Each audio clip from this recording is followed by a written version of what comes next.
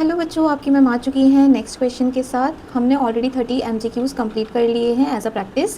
अब हम question number 31 try करने वाले हैं। If x minus 1 is a factor of this polynomial then we need to find out the value of k। अच्छा, हमें क्या दिया है? x माइनस 1 क्या दिया है? इसका फैक्टर किसका? p ऑफ x का। p ऑफ x कितना दिया है? kx³ minus 4kx plus 4k minus 1।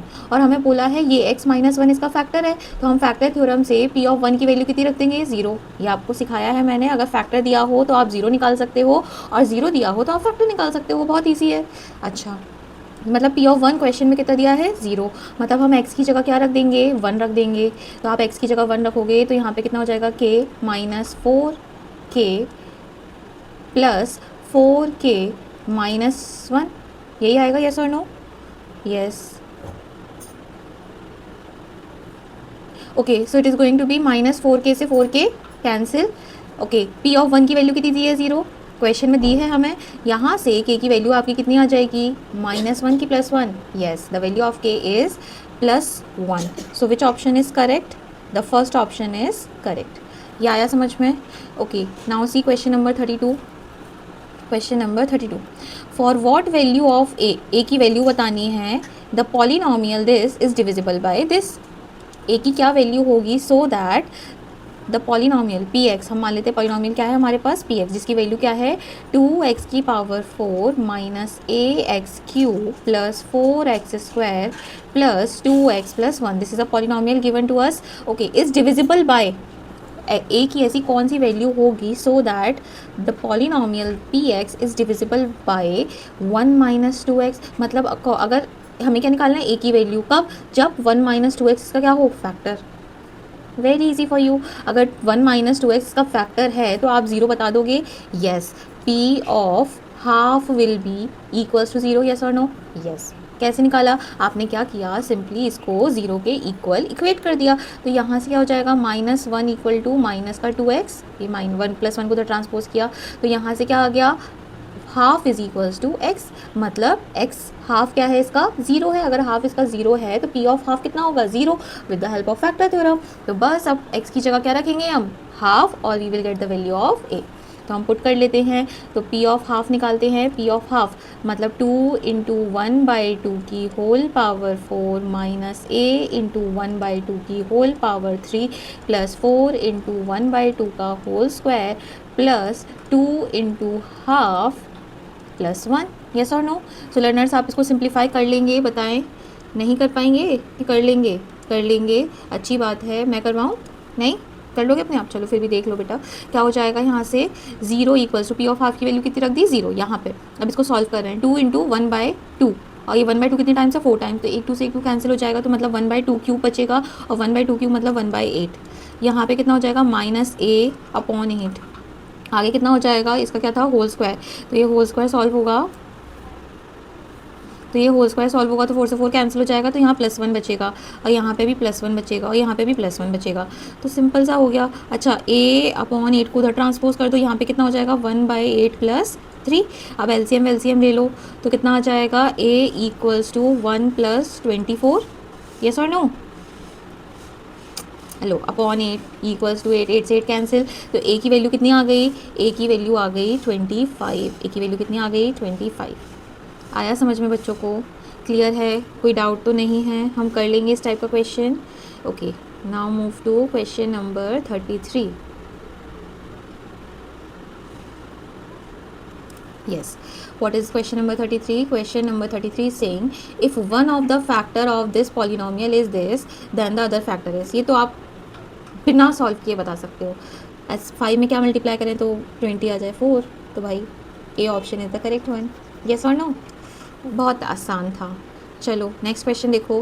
Question number 34, if P X and G X are any two polynomial, ये पी एक्स और जी एक्स 2 पॉलिनोमियल हैं with G X is not equal to 0, then we can find polynomial Q X and R X. हमें पता है factor theorem क्या होती है? Factor theorem हमारी बोलती, सॉरी, रिमाइंडर थ्योरम बोलती है p of x is equals to q x into g x plus r x. ये हमें पता है, ये this is called remainder theorem. So उसी पे बेस्ड एक क्वेश्चन पूछा है, तो हमने gx का डिवाइड दिया है किससे, px से, तो हमें एक क्वेश्चन मिल रहा है qx और रिमाइंडर मिल रहा है rx, तो इसमें से कौन सा स्टेटमेंट सही है?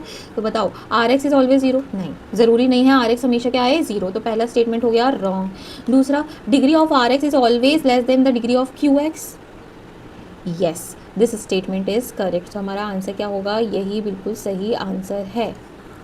बात समझ में आ रही है, क्लियर है? अब डिग्री ऑफ आर एक्स और डिग्री ऑफ जी एक्स में कोई रिलेशन नहीं होता, तो उसको हम क्या करेंगे, इग्नोर। तो ऑप्शन 3 भी सही नहीं है, ऑप्शन 4 भी सही नहीं है, क्योंकि आर एक्स जीरो भी हो सकता है जब जब जब जब क्यू एक्स उसका फैक्टर हो। बात समझ में आ रही है? तो कौन सा ऑप्शन सही है, degree of R X is less than the degree of Q X. This is clear to you? Okay, should we move ahead? Okay, now see this question number 35.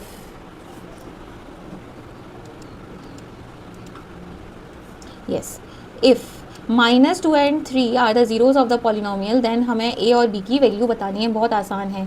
अगर ज़ीरोज़ ये हैं तो अल्फ़ा प्लस बीटा कितना हो जाएगा, -2 + 3 that is going to be 1, मतलब सम of the zeros आपके पास कितना है 1, and product of the zeros आपके पास कितना है -6। According to the relation the sum of the zeros is given as -a -1 and the product of the zeros is given as b, मतलब b की वैल्यू कितनी हो गई -6, b की वैल्यू कितनी हो गई -6, और a की वैल्यू कितनी आएगी, यहाँ से a की वैल्यू आएगी -2। तो कौन सा ऑप्शन सही है, -2 and -6, C option is the correct one. बताओ, बहुत आसान था क्वेश्चन। चलो अब थोड़ा ट्रू और फॉल्स देखते हैं। ये ट्रू और फॉल्स बताएगा कि आपने कितना अंडरस्टैंड किया, क्योंकि इसमें आंसर तो निकालना नहीं होता है, बच्चे रट लेते कि ऐसे स्टेप करो वैसे स्टेप करो और आंसर आ जाएगा। ये ट्रू और फॉल्स आपकी ट्रूली अंडरस्टैंडिंग को क्या करेगा, रिप्रेजेंट करेगा। तो स्टार्ट करें। यस, सो फर्स्ट ट्राई करो। If the zeros of a quadratic polynomial, हमारे पास एक क्वाड्रेटिक पॉलिनोमियल है ax² + bx + c, वो बोल रहे हैं इसके दोनों ज़ीरोज़ क्या हैं, पॉजिटिव हैं, मतलब अल्फ़ा भी पॉजिटिव है और बीटा भी पॉजिटिव है। तो बताओ, a और b all have the same sign, और a और b, a b c सबका साइन क्या है, सेम साइन है। तो क्या ये स्टेटमेंट सही है? अगर a b c तीनों का साइन सेम है तो सम ऑफ द ज़ीरोज़ कितना होगा बेटा, सम ऑफ द ज़ीरोज़ कितना आएगा, -b/a। b और a का सेम साइन है, मतलब सम ऑफ द ज़ीरोज़ क्या आ रहा है, नेगेटिव आ रहा है। सम ऑफ द ज़ीरोज़ क्या आ रहा है, नेगेटिव आ रहा है। And product of the zeros क्या आ रहा है, पॉजिटिव आ रहा है, c/a, क्योंकि क्या होता है ये c/a, and the product of the zeros कितना आ रहा है, पॉजिटिव। अच्छा, अगर दो ज़ीरोज़ का सम नेगेटिव आ रहा है और प्रोडक्ट कैसा आ रहा है, पॉजिटिव, मतलब दोनों ज़ीरोज़ नेगेटिव होंगे, येस और no? yes, but they are saying both the zeros are positive, it means they are saying the incorrect statement। so कौन सा क्या लगाएंगे हम, ट्रू और फॉल्स? बताओ बच्चों, क्या लगाओगे आप, फॉल्स, क्योंकि यहाँ पर both the zero should be negative आना चाहिए। क्या आना चाहिए, both the zero should be negative if a b c all having the same sign। आया समझ में बच्चों को, क्लियर है? Okay, now see question number 2। yes, try करो। if the graph of the polynomial intersect the x-axis at only one point, then it cannot be a quadratic polynomial। yes, it can be a quadratic polynomial। मैंने आपको बताया है, अगर आपके पास quadratic polynomial हैं तो उसके at most कितने ज़ीरोज़ होंगे, 2 ज़ीरोज़ होंगे। at most कितने ज़ीरोज़ होंगे, 2 ज़ीरोज़, मतलब at most मतलब ज़्यादा से ज़्यादा, तो 2 से ज़्यादा नहीं हो सकते, बट 2 से कम हो सकते हैं। ऐसा भी हो सकता है 1 ज़ीरो हो, ऐसा भी हो सकता है एक भी ज़ीरो ना हो। तो वो बोल रहे हैं कि अगर एक quadratic polynomial है तो ऐसा उसमें पॉसिबल ही नहीं है कि उस वो क्या करे, एक्स एक्सिस को सिर्फ और सिर्फ एक जगह इंटरसेक्ट करे। क्या है ये, if the graph of the polynomial intersect the exactly 2 points, तो वो क्वाड्रेटिक नहीं होगा। क्या ये फालतू का स्टेटमेंट है? क्योंकि क्वाड्रेटिक पॉलिनोमियल है तो एटमोस्ट कितने ज़ीरोज़ हो सकते हैं, 2 ज़ीरोज़, तो वो 2 जगह क्या कर सकता है, इंटरसेक्ट कर सकता है। तो हमारा सेकेंड का आंसर भी क्या है, हमारा फॉल्स। क्या है, हमने ऊपर नीचे पढ़ लिया क्या बच्चों? अच्छा देखो, पहला क्या था, if the graph of a polynomial intersect the X axis eight only 1 point, so it can not be a quadratic polynomial. तो हमारा स्टेटमेंट क्या हो गया, फॉल्स। ग्राफ एक्स एक्सिस को एक जगह भी क्या कर सकता है, टच कर सकता है, तो ये क्वाड्रेटिक अभी भी है। बात समझ में आ रही है? तो ये स्टेटमेंट क्या हो गया हमारा, फॉल्स। नेक्स्ट चेक करो, if the graph of the polynomial intersect the X axis at exactly 2 point, it need not to be a quadratic polynomial. ये हमारा स्टेटमेंट क्या है, ट्रू है।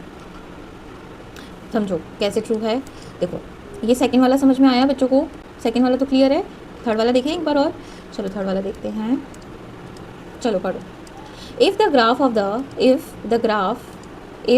Of the quadratic polynomial intersect the X axis exactly 2 points, तो भाई exactly 2 points पे quadratic polynomial भी intersect कर सकता है, क्वाड्रेटिक भी कर सकता है, क्यूबिक भी कर सकता है, क्वार्टिक भी कर सकता है। तो क्या ज़रूरी है वो क्वाड्रेटिक ही होगा? नहीं, क्यूबिक भी हो सकता है, क्वार्टिक भी हो सकता है, क्योंकि हमने सीखा है डिग्री बताती है कि उसके एटमोस्ट कितने जीरोस होंगे। अगर क्यूबिक है तो वो क्यूबिक भी एक्स एक्सिस को एग्जैक्टली 2 पॉइंट्स में इंटरसेक्ट कर सकता है। तो ये स्टेटमेंट क्या हो गया? ट्रू हो गया, क्योंकि वो बोल रहे हैं ऐसा ज़रूरी नहीं है कि वो क्वाड्रेटिक हो, तो वो सही बोल रहे हैं। क्यूबिक भी हो सकता है, क्वार्टिक भी हो सकता है, क्वाड्रेटिक भी हो सकता है।